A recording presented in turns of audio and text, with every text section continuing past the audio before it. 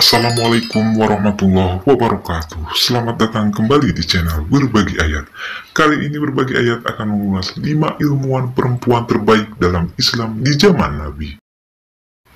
Pada saat permulaan Islam, di saat perempuan-perempuan di Eropa hanya menjadi objek para pria dan menjadi warga kelas 2 di abad ke-7 belahan Eropa, perempuan-perempuan muslimah gurun abad ke-7 telah menjadi pelopor berbagai ilmu pengetahuan di berbagai bidang. Ternyata, perempuan-perempuan gurun ini membuktikan bahwa perempuan muslim tidak sekelam yang mereka pikirkan. Bahkan Islam mengangkat derajat mereka. Buktinya, perempuan-perempuan berikut ini sangat open-minded dan maju di zamannya sampai saat ini. Berikut 5 perempuan terbaik di antara mereka yang muncul pada masa awal Islam. 1. Ashifa binti Abdullah. Nama panjangnya adalah Laila binti Abdullah bin Abdul Syam al-Qurasyiyah al-Adawiyah. Ibnu Hajar dalam kitabnya Al-Isyabab menggambarkan Ashifa termasuk ilmuwan dari kalangan perempuan di masa Rasulullah. Ia satu dari sedikit saja yang menguasai baca tulis pada zaman tersebut. Dalam kitab Nisha Haular Rasul dijelaskan Ashifa radhiyallahu anha masuk Islam sebelum hijrahnya Nabi Shallallahu Alaihi Wasallam dan termasuk muhajirin angkatan pertama serta termasuk perempuan yang berbaiat kepada Rasulullah Shallallahu Alaihi Wasallam. Ia diperintahkan Rasulullah untuk mengajari para muslimah dengan keahlian itu. Laila kerap diriwayatkan sebagai guru pertama dalam Islam. Ia juga menguasai sejumlah metode pengobatan yang membuatnya mendapat julukan Ashifa alias sang penyembuh. Karena kecerdasannya, ia juga diangkat Khalifah Umar bin Khattab sebagai manajer pasar di Madinah. Ibnu Sa'ad di dalam Tabaqat menuliskan bahwa salah satu tugas Ashifa adalah mengawasi harga-harga. 2. Aisyah binti Abu Bakar. Aisyah atau yang kita kenal istri Rasulullah Shallallahu Alaihi Wasallam ini sejak muda telah terkenal dengan kecerdasannya. Ingatannya yang kuat membuatnya menjadi salah satu periwayat hadis paling banyak. Sedikitnya 2.210 hadis yang ia riwayatkan terpelihara sampai saat ini. Tidak hanya menguasai pengetahuan agama menurut Asma Said dalam Women and the Transmission of Religious Knowledge in Islam 2013, Aisyah juga menguasai ilmu pengobatan dan puisi.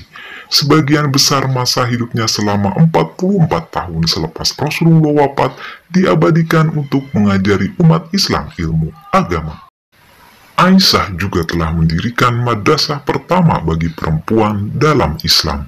Sementara majelisnya diriwayatkan kerap dihadiri banyak murid-murid lelaki dan perempuan yang nantinya menjadi ulama terkenal.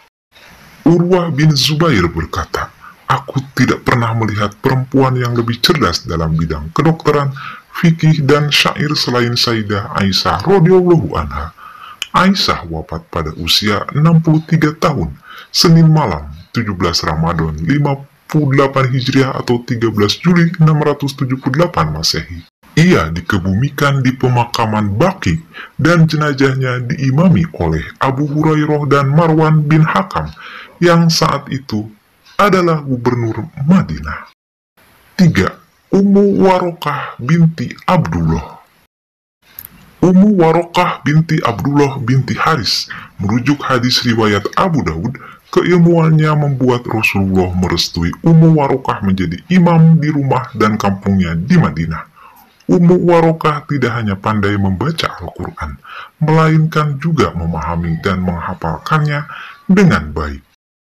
Ia turut berjasa menghimpun dan menuliskan ayat-ayat Al-Quran pada tulang, kulit, pelepah kurma, dan lain-lain. Setelah Rasulullah Shallallahu Alaihi Wasallam wafat dan Abu Bakar berencana menghimpun Al-Quran, Ummu Warokah ditunjuk khalifah untuk menjadi salah seorang rujukan penting bagi Zaid bin Sabit sebagai pelaksana proyek. Ia juga rela mempertaruhkan nyawanya untuk membela agama Allah Subhanahu wa Ta'ala ketika pasukan tentara Muslim hendak bertempur dalam perang Badar.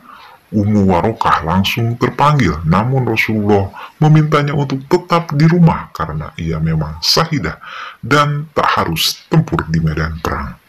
4. Amrah binti Abdurrahman. Amrah binti Abdurrahman merupakan salah satu murid Aisyah yang paling cemerlang dari kalangan tabi'in. Adalah merujuk Yahya ibnu Ma'in dan Ali ibnu Al-Madini. Amrah adalah ulama paling terpercaya pada masanya dan yang paling ahli terkait hadis-hadis yang diriwayatkan oleh Aisyah. Sejarah Islam juga mencatat peran penting Amrah dalam pencatatan hadis. Saat Khalifah Umar bin Abdul Aziz pertama-tama memerintahkan pengumpulan hadis pada Gubernur Madinah Abu Bakar bin Muhammad bin Amru bin Hazm, ia diminta merujuk pada dua ulama penghafal hadis. Di antara dua ulama itu adalah Amrah binti Abdurrahman dan Qasim bin Muhammad bin Abu Bakar As-Siddiq. 5. Ummu Al-Darda Asyugro. Nama asli Ummu Darda Asyugro adalah Huzaimah binti Huyai Al-Ashawiyah. Dia berasal dari Wasob, sebuah kabilah di Himyar. Telah menjadi yatim sejak masa kecil, Huzaimah akhirnya diasuh oleh Abu Darda. Semasa diasuh Abu Darda, Huzaimah selalu diikut sertakan dalam majelis-majelis ilmu dan salat berjamaah bersama kaum laki-laki. Namun saat menginjak usia akil balik, Huzaimah akhirnya bergabung dengan majelis ilmu kaum perempuan. Ia adalah Ummu Al-Darda, seorang ulama perempuan, merujuk Muhammad Akram Nadwi dalam Al-Muhaddithat 2007. Ia mengajar di wilayah Damaskus hingga Palestina. Iyas ibnu Muawiyah, salah satu ulama dari kalangan tabi'in terkenal, menyebutkan tak ada yang melampaui pengetahuan agama Ummu Al-Darda pada masanya.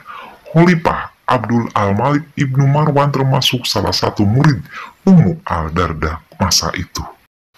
Ummu Al-Darda juga terkenal dengan ucapannya yang menekankan nilai ibadah dari mencari ilmu.